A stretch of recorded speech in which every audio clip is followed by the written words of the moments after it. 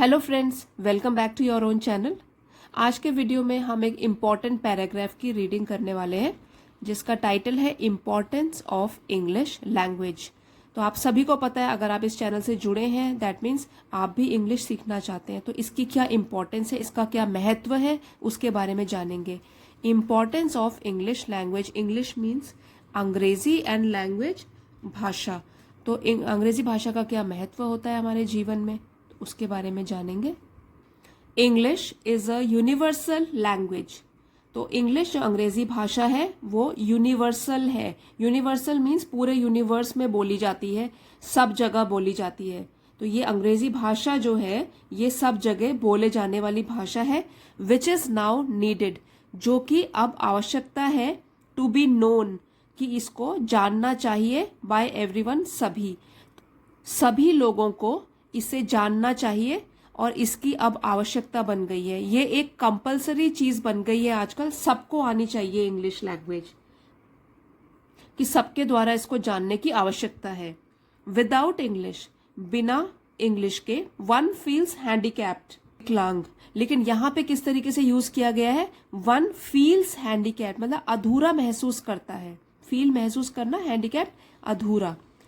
अगर किसी को इंग्लिश नहीं आती है तो इंग्लिश के बिना जो लोग हैं वो अपने आप को अधूरा महसूस करते हैं। If you travel to any part of the world, अगर आप यात्रा करते हैं या घूमने जाते हैं दुनिया के किसी भी हिस्से में, any part of the world, and even to some parts of India, अगर आप यात्रा कर रहे हैं दुनिया के किसी भी हिस्से में, भारत में ही कुछ हिस्सों में, तो in knowledge of English sees you through, knowledge is ज्ञान, सीज यू थ्रू एक अच्छी फ्रेज है। इसका मतलब होता है कि मुश्किल समय में काम आती है ये। तो अगर आपको इंग्लिश का ज्ञान है, इंग्लिश नॉलेज, इंग्लिश भाषा आती है, अंग्रेजी भाषा आती है, तो क्या होगा, मुश्किल समय में भी आपके काम आ जाएगी। जहां लोगों को सिर्फ इंग्लिश समझ में आती है तो वहां आपके काम आ जाएगी। जहां पे लोग लोकल लैंग्वेज बोलते हैं, क्योंकि कई जगह हो सकता है कि लोग वहां पे लोकल लैंग्वेज बोलते हैं, लेकिन इंग्लिश तो सबको आती है, इसलिए वहां पे क्या होगा, it will see you through, मुश्किल समय में भी आपके काम आ जाएगी, आपको मदद मिल जाएगी। That is why most public schools in cities are teaching in the English medium. That is why, इसीलिए मोस्ट, अधिकांश पब्लिक स्कूल्स जो है इन सिटीज, शहर में, आर टीचिंग, वो पढ़ा रहे हैं इन the English medium. Medium means माध्यम। तो यही रीजन है, इसीलिए अधिकांश जो पब्लिक स्कूल है शहरों में, जो पब्लिक स्कूल्स हैं उसमें अंग्रेजी माध्यम में ही पढ़ाया जाता है। The primary reason is that parents want their children to be fluent in English.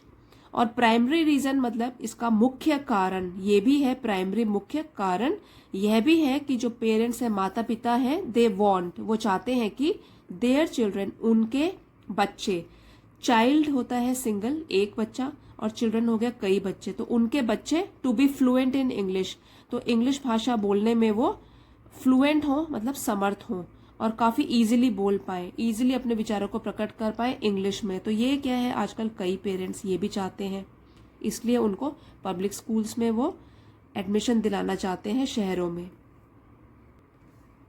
To get a reasonable job, reasonable means उचित, और जॉब हो गया नौकरी। तो अगर आपको कोई उचित नौकरी भी चाहिए, it is a must to be able to write, understand and speak English.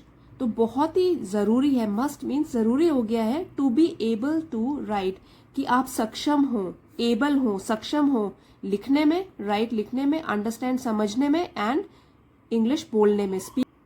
तो बहुत ही जरूरी है कि आप लोग सक्षम हो इंग्लिश लिखने, समझने और बोलने में, as it is the language of communication, क्योंकि जो इंग्लिश है वो एक भाषा है कम्युनिकेशन की, मतलब अपने विचारों को दूसरों से प्रकट करने की, संचार की एक भाषा है इंग्लिश, और सिर्फ इंडिया में ही नहीं, पूरे वर्ल्ड में है। Due to this, most of the interviews for good jobs and even admission interviews for colleges are conducted in English। तो तो ये सेंटेंस थोड़ा बड़ा है, इसको तोड़ तोड़ के समझेंगे। ड्यू टू दिस, तो यही एक कारण है कि कितनी इंपॉर्टेंट है English language. Most of the interviews, ज्यादातर जो साक्षात्कार होते हैं, इंटरव्यू लिए जाते हैं जॉब्स के लिए, अच्छे जॉब्स के लिए। एडमिशन इंटरव्यूज फॉर कॉलेजेस, अगर कॉलेज में एडमिशन लेना है तो उसके लिए भी अगर कोई इंटरव्यू देना पड़े आपको, तो प्रवेश के लिए जो इंटरव्यू दिया जाता है, दाखिले के लिए जो कॉलेजेस में इंटरव्यू लिए जाते हैं वो भी इंग्लिश में होते हैं। आर कंडक्टेड इन इंग्लिश, तो उनका आयोजन भी इंग्लिश लैंग्वेज में ही किया जाता है, अंग्रेजी भाषा में किया जाता है। तो आपको यहाँ पे पता लग गया कि जॉब चाहिए तो इंग्लिश आनी चाहिए। अगर आपको एडमिशन लेना है कॉलेज में तो भी इंग्लिश इम्पॉर्टेंट है। अगर आप घूमने जा रहे हो चाहे इंडिया में चाहे फॉरेन कंट्री में, तो इंग्लिश की इम्पोर्टेंस है वहां पर भी। इसीलिए ये एक बहुत ही इम्पॉर्टेंट लैंग्वेज हो गई है सीखना। फ्रेंड्स, अगर वीडियो पसंद आता है तो प्लीज लाइक, शेयर और सब्सक्राइब करना मत भूलिए। Many people wish to study or work abroad. अब कई लोग, many people जो है वो प्लूरल है, बहुवचन में है। अगर इसका सिंगुलर करेंगे तो होगा पर्सन। many people, बहुत लोग, wish to study, पढ़ना चाहते हैं, और वर्क या काम करना चाहते हैं अब्रॉड। अब्रॉड मीन्स विदेश, बाहर जाकर, इंडिया से बाहर जाकर। तो बहुत लोग जो हैं वो पढ़ना चाहते हैं या काम करना चाहते हैं विदेश में जाकर। To know the local language may be difficult, तो इसके लिए अगर उनको वहां की, जहां वो जा रहे हैं वहां की लोकल लैंग्वेज सीखना मे बी डिफिकल्ट, हो सकता है कि कठिन हो, मे बी हो सकता है कठिन हो, डिफिकल्ट हो वहां की स्थानीय लैंग्वेज को सीखना। And learning it would take time, और जो लोकल लैंग्वेज को सीखने में क्या होगा, वुड टेक टाइम, समय भी लग सकता है और मुश्किल भी होती है। But if one knows English it comes to one's rescue. But लेकिन if one knows English, knows मतलब अगर कोई जानता है इंग्लिश, अंग्रेजी भाषा, it comes to one's rescue, ये एक फ्रेज है जिसका मतलब है कि डिफिकल्ट समय में, मुश्किल समय में बचाव कर लेती है। तो it comes to one's rescue, it यहाँ पे इंग्लिश लैंग्वेज के लिए कि अंग्रेजी भाषा जो है उसके बचाव के लिए आ जाती है। ठीक है, अगर उसको इंग्लिश आती होगी तो वो कम्युनिकेट कर सकता है, अपने विचारों को दूसरों तक पहुंचा सकता है। It comes to one's rescue. Even the best study materials for research work are available only in English. Even, यहां तक कि बेस्ट, जो सबसे अच्छे स्टडी मटेरियल होते हैं, अध्ययन करने के लिए जो सामग्री की जरूरत है, फॉर रिसर्च वर्क, अगर कोई शोध कार्य कर रहा है तो उसके लिए जो भी मटेरियल उपलब्ध होगा वो भी क्या होता है, ज्यादातर अवेलेबल ओनली इन इंग्लिश, वो भी इंग्लिश लैंग्वेज में ही उपलब्ध होता है। तो ये भी एक बहुत बड़ा रीजन हो गया कि इंग्लिश तो आनी चाहिए।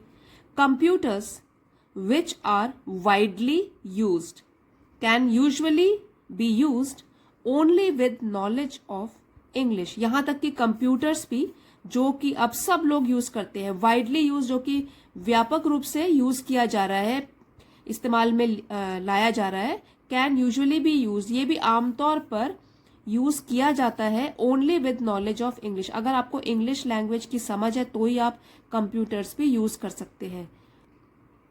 10. English is a must in today's scenario.